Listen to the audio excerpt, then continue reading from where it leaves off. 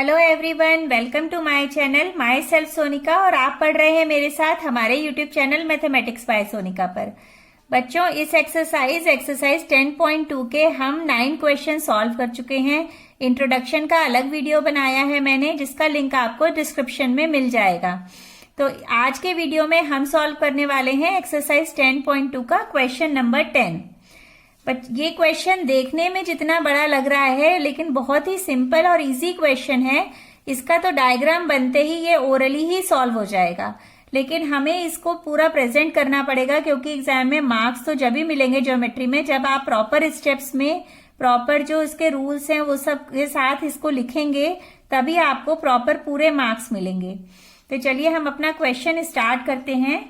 The question is, prove that the angle between the two tangents drawn from an external point to a circle is supplementary to the angle subtended by the line segment joining the points of contact at the center। तो देखिए circle मैंने draw करा हुआ है। Circle का जो centre है वो हम O ले लेते हैं। अब हमें यहाँ पे क्या ड्रॉ करना है? The angle between the two tangents drawn from an external point. तो एक एक्सटर्नल पॉइंट हम ले लेते हैं यहाँ पे। इस तरह से एक एक्सटर्नल पॉइंट ले लिया है और इस पर टू टेंजेंट्स पहले हम ड्रॉ कर लेते हैं। इस तरह टू टेंजेंट्स हमने ड्रॉ कर ली।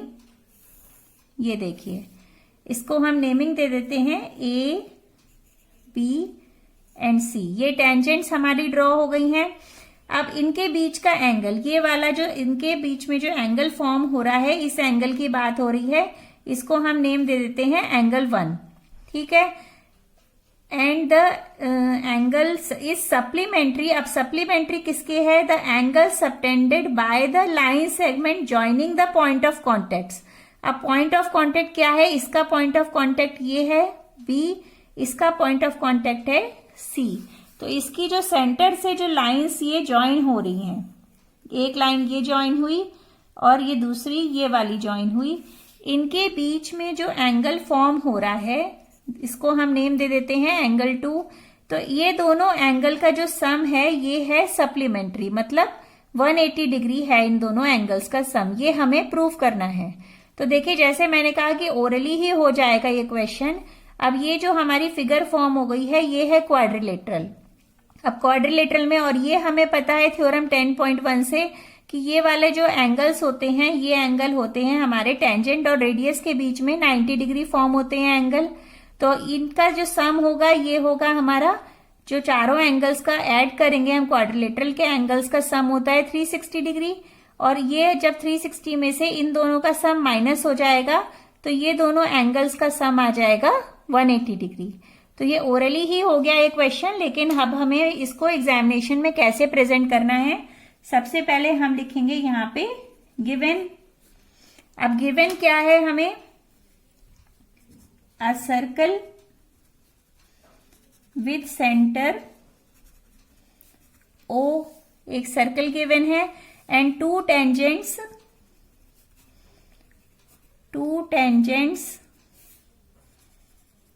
drawn from an external point A are AB and AC। ये हमें गिवन है और हमने जो लिया है, सपोज जो किया है वो हम चलिए प्रूफ में लिखते हैं। अब हमें प्रूफ क्या करना है वो हम लिख लेते हैं यहाँ पे। टू प्रूव हमें करना है angle 1 plus angle 2 is equal to 180 degree, कि ये दोनों एंगल्स का सम सप्लीमेंट्री है। अब हम यहाँ पे प्रूफ स्टार्ट करते हैं।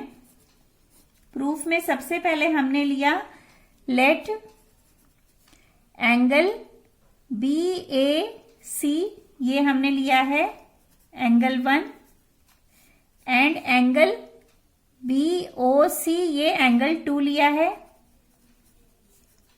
एंगल 2। अब हम इसमें अपनी थ्योरम 10.1 लगाएंगे, जिससे हमें पता है कि ये वाले जो एंगल्स होते हैं ये होते हैं हमारे 90 डिग्री। तो हम लिख सकते हैं बाय द थ्योरम अब थ्योरम लिखते हैं यहां पे, the tangent at any point of a circle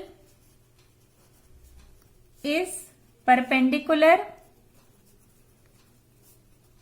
to the radius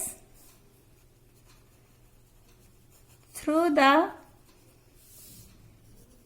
point of contact।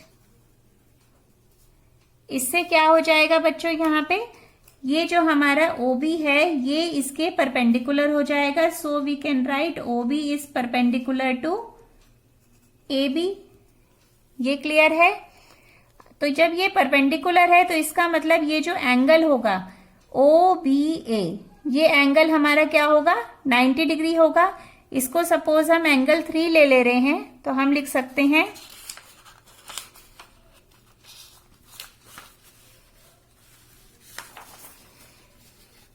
Angle 3 is equal to angle OBA is equal to 90 degree. ये भी एंगल हमारा 90 डिग्री हो गया। यही सेम थ्योरम हम इसमें भी अप्लाई करेंगे तो OC परपेंडिकुलर हो जाएगा AC के।